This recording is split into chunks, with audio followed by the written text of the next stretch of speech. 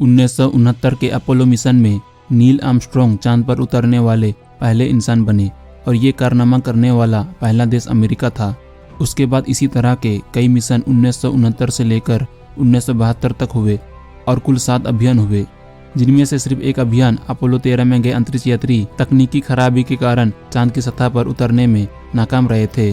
हर अभियान में 3 अंतरिक्ष यात्री जाते थे, जिनमें से 2 अंतरिक्ष यात्रियों को चांद पर उतरना होता था। इस तरह से कुल मिलाकर 6 सफल उड़ानों में 12 इंसानों ने चांद की सतह पर कदम रखा था और अंतिम अपोलो अभियान अपोलो 17 सन 1972 में संपन्न हुआ था।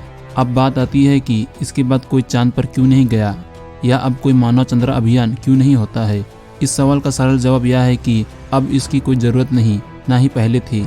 दरअसल ये जोखिम भरा काम है और अब इंसानों को चांद पर भेजकर कुछ हासिल नहीं होने वाला, क्योंकि चांद पर इंसानों को भेजने के लिए कोई बड़ा उद्देश्य होना चाहिए, जो कि अभी नहीं है। और मानव रहित अभियान में रोबोट्स ही सारा काम कर देते हैं। इससे जान का जोखिम भी नहीं रहता और रोबोट्स ज़्यादा समय तक काम कर सकते हैं और रोबोट्स को वापस लाने की ज़रूरत भी नहीं होती।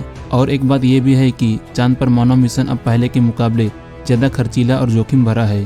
स्पेस में जहाँ हर तरफ रेडिएशन है और चांद पर तो कोई वातावरण भी नहीं है, तो ऐसे में लंबे मानव मिशन तभी संभव हैं जब हम चांद पर अपना कोई बेस यानी कि एक लैब बना ले। अगर हम ये करने में सफल हो जाते हैं तो हमें आगे आने वाले कुछ दशकों में चांद पर फिर से मानव मिशन देखने को मिलेगा। और 1972 के बाद कोई मानव चांद पर इसलिए भी नहीं गया क्योंकि अपोलो मिशन एक राजनीति से प्रेरित कार्यक्रम था।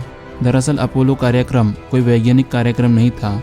इसका प्रमुख उद्देश्य राजनीतिक था और वो ये था कि सोवियत संघ यानी कि यूएसएसआर को अंतरिक्ष कार्यक्रमों में पछाड़ना।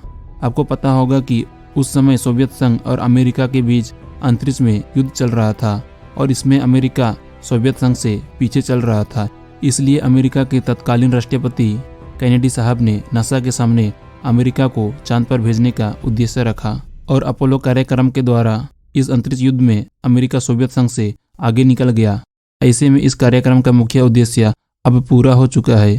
अब इंसानों को चांद पर भेजकर जो कुछ हासिल करना था वो किया जा चुका है और जब भी चांद के अध्ययन की बात आती है तो मानव रहित अभियान में गए रोबोट्स ये काम ज़्यादा अच्छे से कर लेते हैं।